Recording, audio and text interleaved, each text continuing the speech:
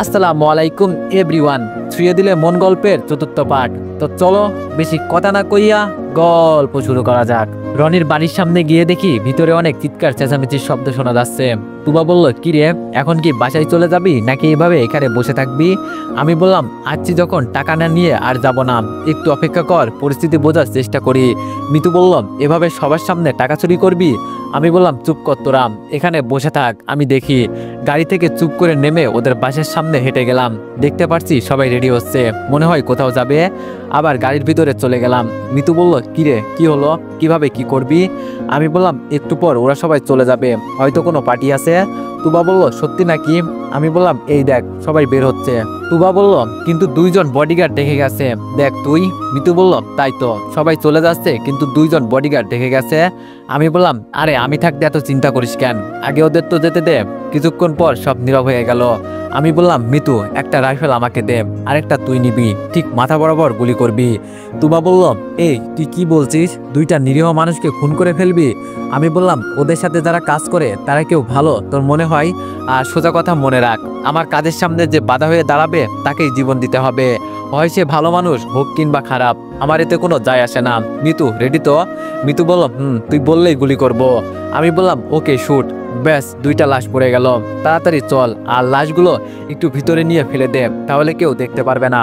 3জন মিলে ভিতরে গিয়ে টাকাগুলো খুঁজতে লাগলাম, কিন্তু কোথাও পেলাম না। হঠাৎ দেখি একটা বিছানার নিচে কেমন জানি একটা গন্ধ আসছে। যেই চাদরটা তুলে দেখলাম, চোখ ছানাবাড়া হয়ে গেল। আমি বললাম, কিরে তোরা কই, এই দেখ টাকা। মিতু বলল, ওরে বাবা, এত টাকা? আমি বললাম, তাড়াতাড়ি গাড়িতে ভর। তুবা বলল, কাজে লেগে পড়তে হবে, নইলে ওরা আবার চলে আসতে পারে। যত টাকা আছে সব লুট করে পিছনে রেখে দিলাম, বাড়ির দিকে চলে যাচ্ছি। মিতু বলল, প্রথম মিশন খুব সুন্দরভাবে করতে পারছি, যাক কোনো সমস্যা হয় নাই। তুবা বলল, রে, আমি তো খুব ভয় পেয়ে গিয়েছিলাম। আমি বললাম, এই জন্যই আনতে চাইছিলাম না, জানি তুই ভয় পাবি। তুবা বলল, এখন এটা বল, টাকাগুলো কি করবি? আমি বললাম, তোদের কারো টাকা দরকার আছে? মিতু বলল, আমাদের টাকা হিসাব করার একটা লোক রাখি, আমরা টাকা দিয়ে কি করব, তাই না তুবা? আমি বললাম, তুবার সম্পর্কে তুই জানিস? মিতু বলল, কাজে নামার আগে সব জানতে হয়, তোর সম্পর্কে জানি, শালা 5 মেয়ে মিলে। আমি বললাম, চুপ করবি? তুবা, তুই এত বেইমান হলি কি করে? তুবা বলল, তুই বললি না আমরা ফ্রেন্ড, ওর তো সব জানার দরকার, তাই বলে দিছি। আমি বললাম, ভালো করছোস, ওই মেয়েদেরকে যে আমি কি করব আস্তে আস্তে বুঝতে পারবি, এমন শাস্তি দিব জীবনেও ছেলেদের দিকে চোখ তুলে তাকাবে না। এখন এক কাজ কর, তোদের চেনা পরিচিত কোনো ব্যাংক আছে? মিতু বলল, এই কথা জিজ্ঞেস করলি কেন? আমি বললাম, যে কোনো ব্যাংকে টাকা রাখলে রনি খবর নিয়ে ফেলবে, এজন্য বললাম। মিতু বলল, বুঝছি, আমার মামাতো ভাই ব্যাংকের ম্যানেজার, তবে এখান থেকে একটু দূরে হবে। আমি বললাম, তাহলে তো হয়েই গেল, চলে যা তুই, আর আমার অ্যাকাউন্টে সব টাকা দিয়ে দিবি। মিতু বলল, তোরাও চল। ওয়ানেক্স হচ্ছে সবচেয়ে বিশ্বস্ত বুকমেকার, যা পিএইচডি এবং সিরিয়া অ্যাপের অফিসিয়াল পার্টনার। এই অ্যাপসে আপনি cricket, football, tennis live match দেখতে এবং তাদের স্কোর ভবিষ্যৎবাণী করে সহজেই অর্থ উপার্জন করতে পারবেন। সেই সাথে BMW গাড়ি, আইফোন, ল্যাপটপ এবং আরও অনেক নগদ পুরস্কার জেতারও সুযোগ রয়েছে। এই অ্যাপটিতে আপনি class crystal, under and over 21 ইত্যাদি গেম খেলে সহজেই আয় করতে পারবেন। আপনি বিকাশ, নগদ, রকেট ব্যাংক, ক্রিপ্টো, পেপল এবং অন্যান্য সহজ পদ্ধতির মাধ্যমে সহজেই আপনার জেতা টাকা তুলতে পারবেন।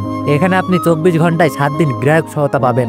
তাই এখনই পিন কমেন্টের লিঙ্ক ব্যবহার করে রেজিস্ট্রেশন করুন, অথবা গুগলে ওয়ানেক্স সার্চ লিখে রেজিস্ট্রেশন করুন। আর হ্যাঁ, রেজিস্ট্রেশনের সময় আমার প্রোমো কোড VODO7 ব্যবহার করে প্রথমবার ডিপোজিটে 20,000 টাকা পর্যন্ত পান। আমি বললাম, সবাইকে একসাথে দেখলে সন্দেহ করবে। তুবা বলল, মিতু, আর এই কাজটা তো তুই একাই করতে পারবি। মিতু বলল, আচ্ছা যা। বাসার সামনে আমরা নেমে গেলাম, মিতু গাড়ি নিয়ে চলে গেল। আমি বললাম, কিরে তুবা, তোর মা বকা দিবে না? তুবা বলল, আম্মুকে ঘুম থেকে জাগাতে পারবি তুই? গিয়ে দেখ কি মরার মতো ঘুম দিচ্ছে। আমি বললাম, তোর বাবা নাই তাই তো এজন্য বেশি করে ঘুমাই। তুবা বলল, দেখ উল্টাপাল্টা কথা বলবি না। আমি বললাম, উচিত কথা বললেই দোষ। তুবা বলল, তোর সাথে কথা বলা যাবে না, তোর মাথা এখন পুরোই খারাপ হয়ে গেছে। বাসায় গিয়ে ঘুমিয়ে পড়লাম, আর সকালে উঠে দেখি টাকার মেসেজ এসে গেছে ফোনে। বাবা, এত টাকা আমার অ্যাকাউন্টে, দেখে আমি অবাক হয়ে গেছি। সারা জীবন বসে খেলেও এই টাকা শেষ হবে না। বিরাস করতে করতে তুবাদের বাসায় গেলাম, গিয়ে দেখি মা মেয়ে মিলে নিউজ দেখছে। আমি বললাম, কি আন্টি, সকাল হতেই আজকে টিভির সামনে বসা? আন্টি বলল, সন্ত্রাসীর বাড়ি থেকে টাকা চুরি করছে, এত বড় কলিজা যে কার হতে পারে বুঝি না, ভয় করলো না ওদের? আমি বললাম, আন্টি আপনি জানেন আপনার মেয়ের অনেক সাহস বেড়েছে, সেই দিন আমাকে বলল কি জানেন, বলে আমি বুড়ি হয়ে যাচ্ছি, তাও আম্মু আমাকে বিয়ে দেয় না, তুবা বলল, কি কখন আমি তোরে এই কথা বললাম? হ্যাঁ।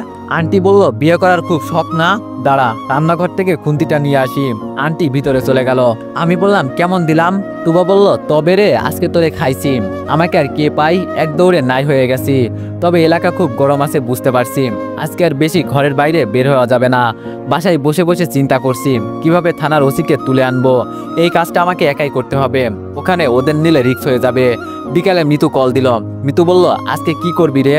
আমি বললাম, রাতে দেখতে পারবি, আর রাতে তোদের কোথাও যেতে হবে না, তুবার বাসায় থাকিস তাহলেই হবে। মিতু বলল, আচ্ছা। আমি বললাম, আর শোন, মোটা থেকে একটা লাঠি নিয়ে আসবি। মিতু বলল, কি করতে চাস বলতো? আমি বললাম, সময় হলে দেখতে পারবি, এখন যেটা বললাম সেটা কর। মিতু বলল, ওকে। রাত 10টা থেকে থানার সামনে ঘোরাঘুরি করছি, ওসি কখন বের হবে? এই যা, একটা কথা তো ভুলেই গিয়েছিলাম, তাড়াতাড়ি মিতুকে কল দিলাম। মিতু বলল, হ্যাঁ আমাদের আসতে হবে, বল কোথায় আসবো? আমি বললাম, আসতে হবে না, তুই এক কাজ কর, আমাদের থানার ওসি সম্পর্কে সকল তথ্য বের কর। মিতু বলল, এটা কোনো ব্যাপার না, তুই কাজ শেষ করে চলে আয়, সকল তথ্য পেয়ে যাবি। আমি বললাম, ওকে। ফোন রেখে অপেক্ষা করছি, হঠাৎ দেখি ওসি বের হচ্ছে। স্যার, আপনার সাথে আসবো কি? ওসি বলল, না, তার দরকার নেই, আমি একাই যেতে পারবো। ওসি গাড়ি নিয়ে চলে যাচ্ছে, আমি পিছনে লুকিয়ে গাড়িতে উঠলাম, শালা দেখে নাই। কিছুটা সামনে যেতেই রুমালটা আস্তে করে মুখের সামনে রাখলাম, ব্যাস কাজ খতম। ওসিকে আমার গাড়িতে তুলে তুবাদের বাড়ির সামনে নিয়ে গেলাম। তুবা আর মিতু দৌড়ে এসে বলল, কিরে, কাজ হয়েছে? আমি বললাম, এখন তোর চাচার রুমের চাবি আছে তো? তুবা বললাম, খোলাই রেখেছি। আমি বললাম, তাহলে চল, আর দেরি করা যাবে না। ওসিকে ধরাধরি করে বাংলোতে নিয়ে গেলাম, সুন্দর একটা পরিবেশ, এখানে কেউ নেই, সুন্দর মতো কাজ শেষ করতে পারবো। ওকে রশি দিয়ে চেয়ারের সাথে বেঁধে ফেল। কিছুক্ষণ পর ওসির জ্ঞান ফিরল, আমাদের দেখে চোখ বড় বড় করে তাকিয়ে আছে। মিতু বলল, সেই দিনের কথা মনে আছে? শালার টাকা আর ক্ষমতার কারণে আমাদের মামলা নিলি না, আজকে তোরে কে বাঁচাবে? ওসি বলল, কি বলছো তোমরা এইসব? আমি বললাম, কেন, আমাকে যে সেই দিন মারলি মনে নাই? এক রাতেই ভুলে গেলি? আর জীবনে কত টাকা ঘুষ খেলি রে? এ কথা বলেই ওসি ভয় পেয়ে গেল। আমি বললাম, কথা বলে সময় নষ্ট করতে পারবো না, তুবা, আগে তোরে দিয়ে কাজ শেষ করব। লাঠিটা তুবার হাতে দিয়ে বললাম, যা। ওসি বলল, বাবা তোমার পায়ে ধরি, বলে আমাকে মাফ করে দাও। আমি বললাম, মাপ তাও আমি? তুবা পারবি কিনা বল, এত নাটক দেখার সময় নাই। তুবা গিয়ে উড়াধুরা মারতে লাগলো। ওসি বলল, বাবা তোমার পায়ে পড়ি, আমার জীবনে আমি ঘুষ খাবো না। আমি বললাম, মিতু এখন তোর পালা। মারতে মারতে এমন অবস্থা করলাম, শালা আর কথা বলতে পারছে না। এখন তোরা সর, আমার কাজ করি। গিয়েই হাতে একটা আঘাত করলাম, শরীরের যত শক্তি আছে মুখে কাপড় ঢুকিয়ে দিলাম, যার কারণে কথা বলতে পারছে না। তুবা বলল, কি করলি, হাতটা তো ভেঙে গেল। আমি বললাম, ওর এমন অবস্থা করব যাতে আর চাকরি করতে না পারে। মিতু বলল, মাফ করে দে, যা। আমি বললাম, ছুরিটা আমার হাতে দে। এটা বলতেই দেখি ওরা ভয় পেয়ে কাঁপতেছে। আমি বললাম, আমার ভিতরে এখন আর কারোর জন্য দয়া লাগে না। ছুরিটা নিয়ে পা বরাবর একটা কোপ দিলাম, ব্যাস পাটা ছিটকে দূরে পড়ে গেছে। শোন, তোর পরিবারে কয়জন আছে সব আমি জানি, কালকের পর তোরে যেন এই শহরে দেখতে না পাই, নইলে জীবন নিয়ে আর বাড়িতে ফিরতে পারবি না। আর এইসব যদি কাউকে বলিস তাহলে তোর একটা মেয়ে আছে না, এসএসসিতে পড়ে, ওকে কিন্তু আমি কি করতে পারি তোর ধারণার বাইরে। একটা কথা কি জানিস, আমি এমন ছিলাম না, আমাকে এমন বানাইলি তোরা, এজন্য তোদের আগে ঠিক করছি, নইলে সমাজে এগুলোই চলবে। ওসির হুঁশ নাই, বেহুশ হয়ে গেছে। ওকে ধরে থানার সামনে রেখে এলাম, আর বুকের মাঝে বড় করে একটা কাগজ দিয়ে লিখলাম, ঘুষখোর, আর যে ঘুষ খাবে তাকে এই অবস্থা করব। তিনজন মিলে রুমটা পরিষ্কার করলাম। আমি বললাম, কিরে, তোরা সেই কখন থেকে আমার সাথে কথা বলছিস না কেন, কারণটা কি, নাকি এখনো ভয়ে আসোস? মিতু বলল, আমি যতটা ভেবেছিলাম তার থেকেও তুই আরো বড় কিছু করে ফেললি। আমি বললাম, আজকে তো শুরু দেখলি। তুবা বলল, আর কি দেখাতে চাস তুই? সি, তাই বলে তোর মনে একটুও দয়া মায়া হবে না? আমি বললাম, কারে কি বলছিস তুই? যখন আমাকে থানায় উলঙ্গ করে পিটালো তখন তোর দয়া মায়া কই ছিল? যখন ওই শালা আমার মাকে ধর্ষণ করেছিল তখন তোর দয়া মায়া কই গিয়েছিল? আরো শুনতে চাস? কত কষ্ট নিয়ে বেঁচে আছি আমারটা আমি জানি, তোদের আমার সাথে কাজ করতে হবে না, আমি একাই সব করতে পারবো, সরি, মাফ করে দিস। ঋতু বলল, রাগ করলি? আমি বললাম, আরে রাগ করবো কেন, তোরা আমাকে অনেক সাহায্য করলি, থাক আর করতে হবে না। তুবা বলল, সরি রে, আমি জানতাম না তোর সাথে কি কি হয়েছে। আমি বললাম, এভাবে তোদের দিয়ে কাজ করাইলে হবে না, তোরা এমনি মেয়ে মানুষ, তোদের একটা ভবিষ্যৎ আছে। এক কাজ করবি, তোদের চেনা পরিচিত কেউ থাকলে কালকে রাতে এখানে নিয়ে আসবি, আর বলবি টাকার অঙ্কটা বেশি করে, তাহলে রাজি হবে। তুবা বলল, কিন্তু? আমি বললাম, আমি তোদের জীবন নষ্ট করতে চাই না, সত্যি আমি সরি, তোরাও তো দুইটা মেয়ে মানুষ, আমার কিছু হয়ে গেলে সমস্যা নেই, কিন্তু তোদের তো পরিবার আছে। মিতু বলল, আচ্ছা যতজন লাগে আমি নিয়ে আসবো, টাকার জন্য সবাই সব কাজ করতে রাজি আছে। আর সরি, আমি ভাবছিলাম মানুষ খুন করতে পারবো, কিন্তু আমার মায়া লাগে, আমার দ্বারা এসব হবে না রে। আমি বললাম, আচ্ছা চল, এমনি অনেক রাত হয়ে গেছে, ঘুমাতে হবে। তুবা বলল, আমার উপর রেগে আসোস? আমি বললাম, না রে, আমি নিজেই আসলে বুঝতে পারি নাই। আর মিতু, তোর বাসায় যেতে হবে না, এমনি অনেক রাত হয়ে গেছে, এখানে তুবার সাথে থেকে যা। তুবা বলল, আমিও তাই বলি, চল। মিতু বলল, কিন্তু। তুবা বলল, আরে চল তো, কথা বলিস না, শুয়ে শুয়ে চিন্তা করছি, একটা বাসায় কিনতে হবে, এই বস্তির বাড়িতে আর থাকা যাবে না। সকালে ঘুম থেকে উঠে তুবাদের টিভির সামনে গিয়ে বসলাম, আমার রুমে টিভি নাই এই জন্য। আন্টি এসে বলল, আজকে কি জন্য এত সকাল সকাল? আমি বললাম, মনে হয় আজকে কিছু হতে চলেছে, এই জন্য নিউজ দেখতে বসলাম। বলতে না বলতেই ওসির খবর প্রকাশ হয়ে গেল। আন্টি বলল, কি হচ্ছে এই দেশের বুঝলাম না, আজকে খুন, গতকাল টাকা লুট, আরো কত কি যে হবে, পুলিশ ধরে না কেন ওদের বুঝি না। আমি বললাম, আন্টি, ওই ওসি ঘুষ খায়, এই জন্য এমন করছে, যে এই কাজ করছে ভালো করছে আমি বলি। আন্টি বলল, তাই বলে পা কেটে ফেলবে? আমি বললাম, ওসিকে কথা বলানোর চেষ্টা করছে, দেখি কার নাম বলে। সাংবাদিক প্রশ্ন করলো, কে করলো আপনার এই অবস্থা স্যার? ওসি বলল, আমি অন্ধকারে কিছুই দেখতে পাইনি, তাই বলতে পারবো না। মনে মনে বললাম, বাসলি, নইলে আজকে রাতেই তোর খেল খতম করে দিতাম। তুবা বলল, কিরে, কি দেখিস বসে বসে? আমি বললাম, এই তো নিউজ দেখি, আমাদের থানার ওসির নাকি কে পা কেটে ফেলেছে। তুবা বলল, কি বলেই অজ্ঞান হওয়ার ভান ধরছে দেখতে পারছি। আন্টি বলল, মামা অজ্ঞান হোস না, এইসব খুন খারাপই তো হয়েই থাকে, এতে এত ভয় পাওয়া লাগে? মিতু বলল, আমি এইসব ভয় পাই না, তুই এত ভয় পাস কেন বুঝি না। আন্টি, ওকে একটু বোঝাতে পারেন না? আমি আর মিতু মিলে হাসছি। আমি বললাম, মিতু চুপ কর, আমার বোন কল দিয়েছে, দেখি কি বলে। ফোনটা ধরতেই দেখি মিলি চোখ বড় বড় করে আমার দিকে রাগি চোখে তাকিয়ে আছে। আমি বললাম, মিলি বোন আমার, এমন করে তাকিয়ে আসোস কেন? আমার তো ভয় লাগছে। মিলি বলল, তুই আমাকে মিথ্যা বললি কেন? আমি বললাম, কি মিথ্যা বলছি? মিলি বলল, সে তো আন্টি আমাকে সব বলেছে, তুই আমাকে পড়াশোনার জন্য এখানে পাঠাইছোস। আমি মনে মনে বললাম, এই যে আজকে আমাকে খাইছে, এই সেতুশালীটা আবার কে? মিলি যেভাবে খুশি সেভাবে আমাকে বকা দিচ্ছে। আমি বললাম, হয়েছে বোন আমার। মিলি বলল, তুই আমাকে মিথ্যা বললি কেন, এটা আগে বল। আমি বললাম, তুই তো জানিস আমি তোকে কত ভালোবাসি, আমি চাই তোরে ভালো রাখতে, দেশে থাকলে কেমন পড়াশোনা করতি আমি জানি, আর এখন তুই ভালো করে পড়াশোনা করতে পারবি, আমি এটাই চাই। মিলি বলল, তোর সাথে কথা নাই, নে আপুর সাথে কথা ক। আমি বললাম, তুবা, এই আপুটা আবার কে? তুবা বলল, আমার চাচাতো বোন। আমি বললাম, ও। সেতু বলল, ভালো আছেন ভাইয়া? আমি বললাম, আপনি? সেতু বলল, আচ্ছা, আপনার কি মাথা খারাপ, এত পিচ্ছে একটা মেয়েকে কেউ মিথ্যা কথা বলে? আমি বললাম, কি করব বলেন, ছাদে তো আর বলি নাই। তুবা, নে তোর বোনকে বোঝা। তুবা বলল, দে। মিতু বলল, আচ্ছা আমি যাই রে। আমি বললাম, আর রাতে আমি যা বলছিলাম? মিতু বলল, হয়ে যাবে, চিন্তা করতে হবে না তোর। আমি বললাম, আর তার পাশের খবরটা একটু রাখিস। মিতু বলল, এইসব নিয়ে তোর চিন্তা করতে হবে না। আমি বললাম, আচ্ছা তাহলে যা। মিতু চলে গেল। মিলিকে চারপাশ বুঝিয়ে ফোন রাখলাম। বিকালে তুবা, আন্টি আর পাশের বাসার একটা মেয়ে, চারজন মিলে ক্যারাম খেলছি, তখন মিতুর ফোন। আমি বললাম, মিতু বল। মিতু বলল, খবর কিছু শুনছিস? আমি বললাম, কি হয়েছে আর কিসের খবর? মিতু বললাম, কালকে সকালে থানায় নতুন ওসি আসবে, শুনছি উনি নাকি খুব হার্ড, আর অপরাধীদের কি করে জানিস, জেলে ঢুকায় না, সাথে সাথে ইনকাউন্টার করে ফেলে, শুনছি অনেক ভয়ঙ্কর, আমার তো ভয় হচ্ছে। আমি বললাম, এত ভয় পাস কেন? তুবা বলল, কার কথা বলছিস? আমি বললাম, মিতুকে দেখতে আসবে, তাই বলছে ও ভয় পাচ্ছে। মিতু বলল, শালা মিথ্যা তো খুব বলতে পারিস, এইদিকে আমি ভয়ে মরছি, ওই ওসির একটা গুণ আছে কি জানিস? আমি বললাম, না বললে শুনবো কি করে? মিতু বলল, যেই মামলাটা নেয় এ শেষ করেই ছাড়ে। আমি বললাম, ও তাই নাকি, তাহলে তো মাঠে খেলতে হবে, অনেক মজা হবে, আর তোদের আমি বিপদে ফেলবো না, এটা চিন্তা করিস না, আমি বেঁচে থাকতে তোদের কেউ ক্ষতি করতে পারবে না, তবে এখন সাবধানে চলাচল করতে হবে। মিতু বলল, কি করিস? আমি বললাম, তুবার মাকে নিয়ে ক্যারাম খেলি। মিতু বলল, কাজ কাম নাই তো বসে বসে খাস এজন্য। আমি বললাম, রনির কি খবর রে? মিতু বলল, পাগলা কুকুরের মতো এই দিক সেই দিক ঘোরে। আমি বললাম, ওর হায়াত খুব কম, শীঘ্রই ওর সাথে আমার দেখা হবে, আচ্ছা ফোন রাখি। আন্টি বলল, বাবা তোমার পছন্দের কেউ আছে নাকি? আমি বললাম, কেন আন্টি হঠাৎ এই কথা বলছেন? আন্টি বলল, তোমার তো কেউ নেই, তাই তোমার বিয়ের দায়িত্ব আমাকেই তো নিতে হবে। আমি লজ্জা পেলাম আন্টির কথা শুনে। তুবা বলল, দেখো আম্মু, বিয়ের কথা বলতেই কেমন লজ্জা পাই, বুঝি ছেলের এখন বিয়ের বয়স হয়েছে।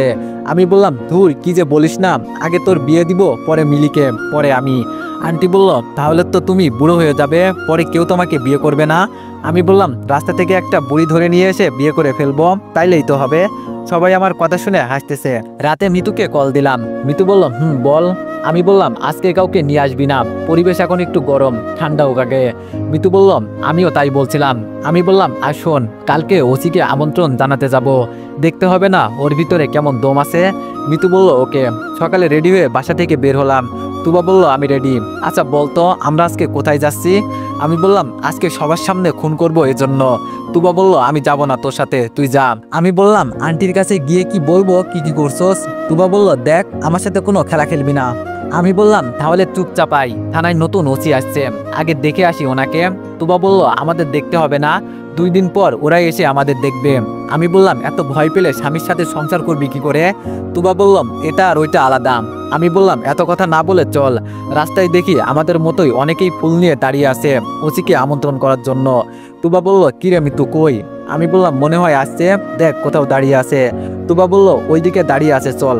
মিতুর কাছে গিয়ে দেখি ওর বান্ধবীদের সাথে দাঁড়িয়ে আছে। মিতু বলল মাত্র আসলি, সেই কখন থেকে দাঁড়িয়ে আছি। আমি বললাম আমার কি দোষ, তুবা সাজুগুজু করতে দেরি করেছে। তুবা বলল দেখ মিথ্যা বলবি না। মিতু বলল ঝগড়া বন্ধ কর, ওই তো ওসির গাড়ি এসে গেছে। গাড়ি থেকে যে নামছে তাকে দেখে আমরা 3 জন অবাক হয়ে গেছি। এটা তো একটা মেয়ে, আবার বলে এ নাকি খুব হার্ড, পুরুষ হলে একটা কথা ছিল, কিন্তু এটা তো মেয়ে। তবে আমার ভিতরে কেমন জানি দুপ দুপ করছে, মনে হচ্ছে কিছু হতে চলেছে।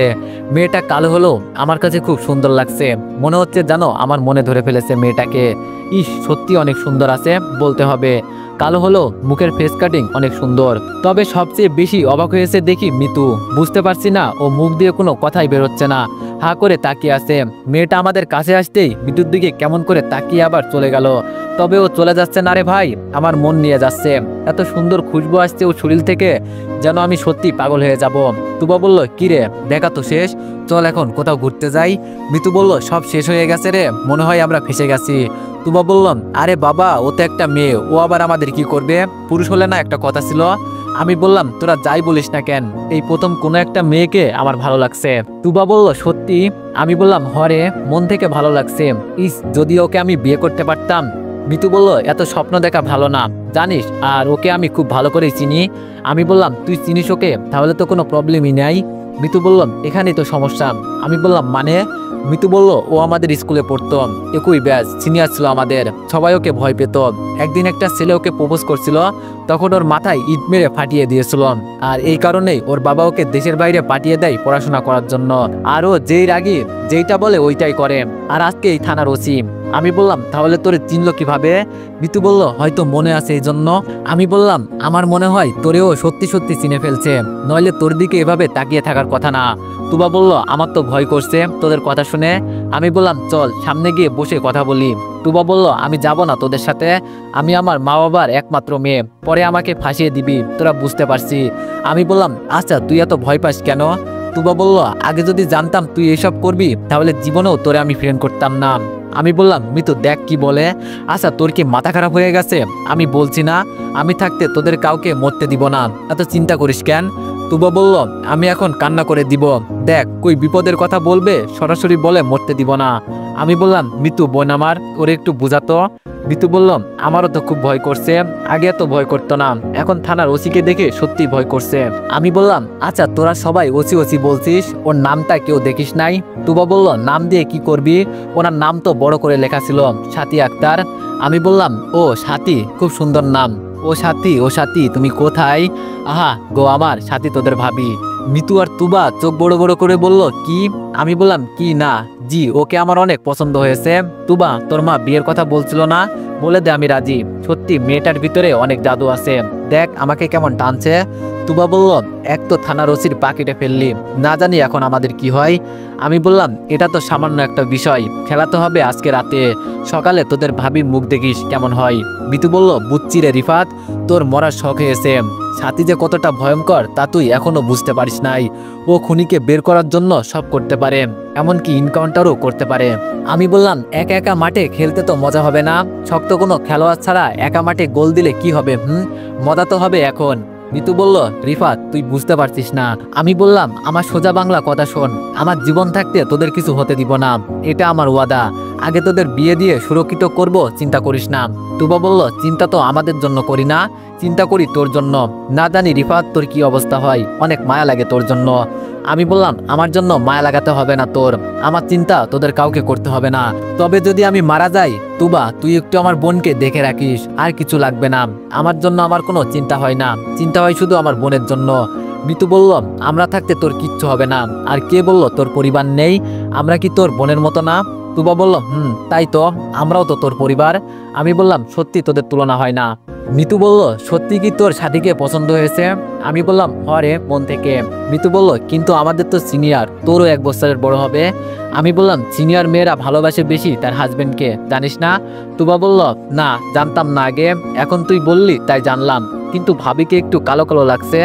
আমি বললাম, দেখ, কালো বলবি না, সারাদিন এত কাজ করতে হয় বেচারিকে, তাই হয়তো একটু রোদ্রে পুড়ে গেছে, কিন্তু ও তোদের থেকেও সুন্দর। মিতু বলল, আমার মনে হয় না ওকে তুই পটাতে পারবি। আমি বললাম, চেষ্টা করলে সব হয়, জানিস। তুবা বলল, তো কর না চেষ্টা। আমি বললাম, সেটা তো করবি তুই আর মিতু মিলে। মিতু বলল, বিয়ে করবা তুমি আর আমরা মরি। আমি বললাম, ফ্রেন্ডের জন্য এতটুকু করতে পারবি না? তুবা বলল, এগুলো পরে দেখা যাবে, এখন বল আজকে রাতের প্ল্যান কি? আমি বললাম, অনেক কিছু করব আজকে রাতে, তবে তোদের দুজনের কাজ একটাই, সেটা হলো রনিকে ভুলিয়ে আমাদের এখানে নিয়ে আসবি। মিতু বলল, এই তোর মাথা খারাপ হয়েছে? রনিকে তুবাদের এখানে আনা এত সহজ? আমি বললাম, আগে ছিলে একটা মেয়ে, এখন কিন্তু আমার সাথে কাজ করিস, মনে রাখিস আমি কোনো কাজে পিছু পা ফেলি না। দেখ, আমাকে না করবি না। আর রনি মেয়েদের কোমল নরম শরীর দেখলে এমনি মাথা নষ্ট হয়ে যাবে, আবার 2টা মেয়ে। তুবা বলল, দেখ দেখ আমাদের সামনে কি বলছে, সত্যি ওর মাথা খারাপ হয়ে গেছে। আমি বললাম, তোরা যখন আমার সাথে থাকিস না তখন কি মনে হয় জানিস? তোরা কোনো মেয়ে না, মনে হয় 2টা ছেলে আমার 2 দিকে বসে আছে। মিতু বলল, আমাদের তো ছেলে মনে হয়। আমি বললাম, আচ্ছা এসব কথা বাদ দে, এখন বল পারবি কিনা? তুবা বলল, এই কাজটা এতটা সহজ হবে বলে তোর মনে হয়? তুই জানা। আমি বললাম, আরে ও মেয়ে দেখলে পাগল হয়, আর রনির সাথে যদি কোনো ছেলেপিলে থাকে রনিকে অজ্ঞান করে সব কয়টাকে মেরে চলে আসবি, তাও যদি না পারিস তাহলে রনিকে ভুলিয়ে দূরে কোথাও নিয়ে যাবি, ব্যাস তাহলেই তো কাজ খতম। মিতু বলল, কাজটা তো করাই যাবে, ওকে আমি ছাড়বো না, ও আমার সবকিছু ধ্বংস করে দিছে। আমি বললাম, দেখ ওর আজকে রাতে কি অবস্থা করি। তুবা বলল, একটা বিষয় আমার মাথায় আসছে, কি জানিস? আমি বললাম, বল। তুবা বলল, তুই যদি সত্যি সত্যি সাথীর জন্য পাগল হোস আর ও যদি জানতে পারে সবকিছুর কারণ তুই, তাহলে কি হবে তখন? আমি বললাম, পরের বিষয় পরে দেখা যাবে, এইসব নিয়ে তোর চিন্তা করতে হবে না, এখন চল থানায় গিয়ে একটু পরিচিত হয়ে আসি। মিতু বলল, তোর মাথা খারাপ হয়ে গেছে? আমি বললাম, আরে পাগলি, তুই তো চিনিস না, ব্যাস হয়ে গেল, বলবি আপনাকে দেখতে আসছি, সেই কবে দেখছি তার মনেই নেই। তুবা বলল, তোর জন্য কি সত্যি সত্যি আজকে মরতে হবে? আমি বললাম, মরলে মরবি, বিনা দ্বিধায় বলতে তো পারবি, বেস্ট ফ্রেন্ডের জন্য জীবন উৎসর্গ করে দিলাম। তুবা বলল, তোর জন্য একটা কুত্তাও মরবে না, আবার আমরা। আমি বললাম, অপমান করলি বুঝি? তুবা বলল, যাই মনে করিস। আমি বললাম, আচ্ছা বাদ দে, চল এখন একটু তোর ভাবিকে দেখে আসি। মিতু বলল, মরবি তো তোরা না, মারবি তো আমাকে। আমি বললাম, ও সাথী, তুমি অপেক্ষা করো, আমি আসছি। তো এভরিওয়ান, নেক্সট পার্টের জন্য সবাই অপেক্ষা করো, আর সবাই একটু বেশি বেশি লাইক আর কমেন্ট করে দিও। ধন্যবাদ।